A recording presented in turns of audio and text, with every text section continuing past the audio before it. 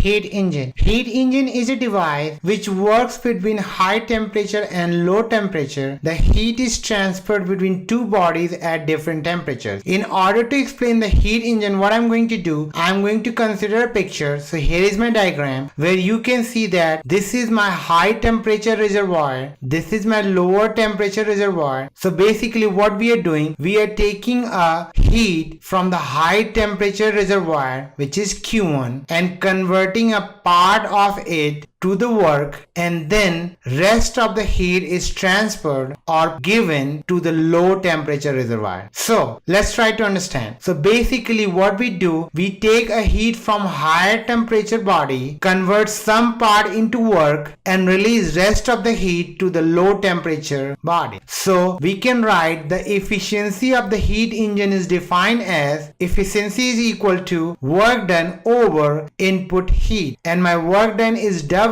over Q1. From the first law of thermodynamics, we know that W is equal to Q1 minus Q2 because we are taking the heat Q1, releasing a heat Q2, and whatever is the difference between taking the heat from a system and giving the lower heat to the other system, that difference will be the work done. And that's how we got W is equal to Q1 minus Q2. Now let's substitute the value on this equation, and if we do that, we will write eta equals to W over Q1 and then substitute the value, and if we do that, we have eta equals to Q1 minus Q2 over Q1, and let's separate. So Q1 over Q1 is 1 minus Q2 over Q1, which is over here. So eta is equal to 1 minus Q2 over Q1, and this is basically the efficiency of the heat engine. If we take Q2 is equal to 0, which simply means that the heat released to the lower temperature body is 0, or I should say there is no heat released to the lower temperature body, then eta is equal to 1, which simply means that the efficiency of the heat engine is 100%. Or in other words, we can say that whatever energy we are taking, we are converting every single part of the energy into work done. In reality, that is not possible because every heat engine releases a heat after the work is done, and this is how we will define the heat engine.